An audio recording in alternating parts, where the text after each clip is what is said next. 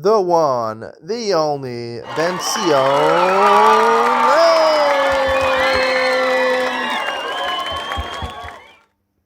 Good morning and welcome to Yeshiva YouTube Table Enabled. Today we're doing Shulchan Aruch Yomi, continuing Hilchos Shabbos, Siman Reish Mem Gimel, 243. Dina Maskir Sado Merchat Zayin Yehudi. A lot of people have this problem. People who own businesses, they want to be profitable on Shabbos also. You're not supposed to. There's a halacha. You're not supposed to do amir la'akom. You're not supposed to tell a guy to do a voda for you on Shabbos. It's rabbinically forbidden. We'll talk today why it's rabbinically forbidden.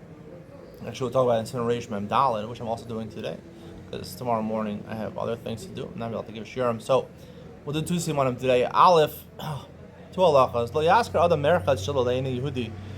Mepnei shenikra al shmo. You shouldn't rent. Right?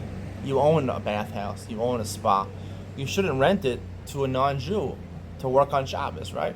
At least I'll get the rental every Saturday. He gets ownership and he takes all the profits. Even though it's definitely not wrong with it, because it's not. I'm not earning money from it. The non-Jews are earning money from it. I'm just earning money for the schiras. But they should nikra al shmo, because people know it's Ben Zion Lang spa that everyone goes to.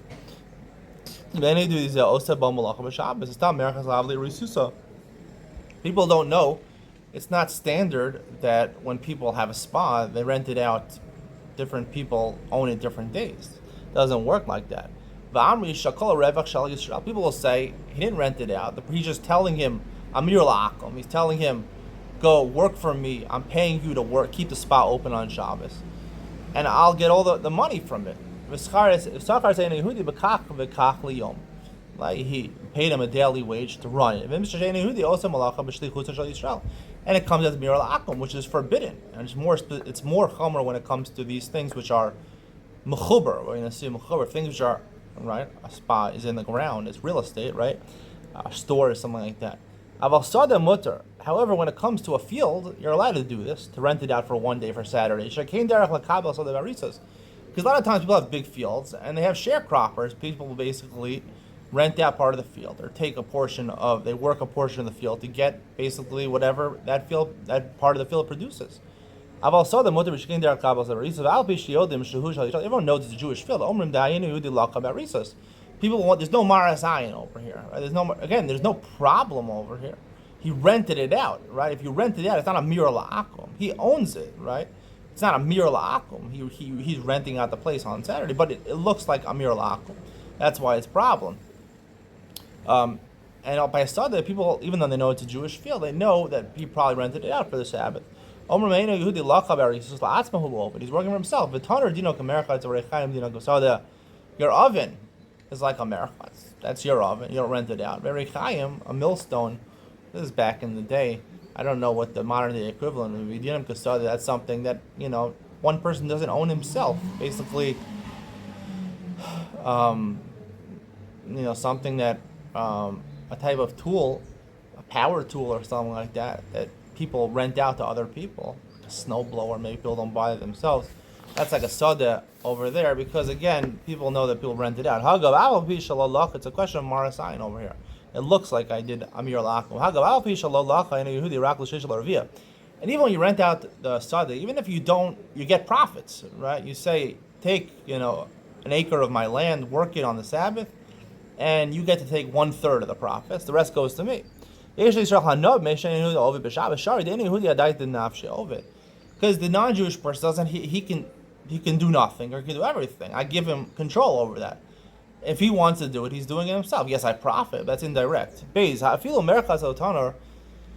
a merchat's spa or a tanner,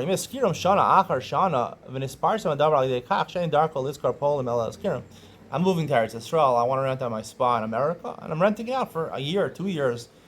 Or even if I live in a place where it's commonplace people rent out a spa. Talk about pool sharing or something like that. You have Swimply or something like that, or Airbnbs. It's common to rent out. People know about this. It's common to rent it out for Shabbos. You're not home on Shabbos. You go away to your vacation home on Shabbos. Then you could do it because it's not marasayin. Even a case where it's forbidden, you never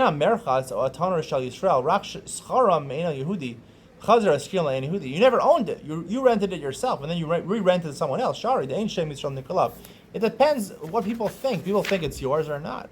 People think you're violating Amir La'akum or not.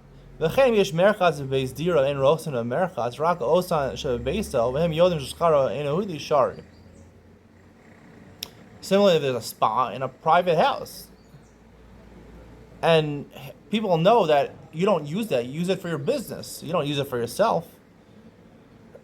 People know a non-Jewish person rented out. It's mutter.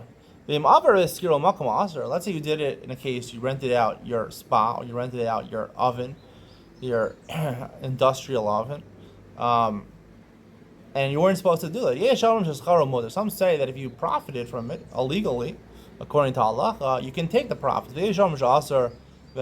Some say the Mordechai said it's asar, and we paskin that it's actually asar. That's conclusion of today's share. Stay tuned for Ian Talina, where I talk about this machlokes at the end. Are you allowed to benefit from the scar in a place where you violate the asar of Maras Ayin on Amira La'akum? We'll talk about that. Ian Talina coming up next.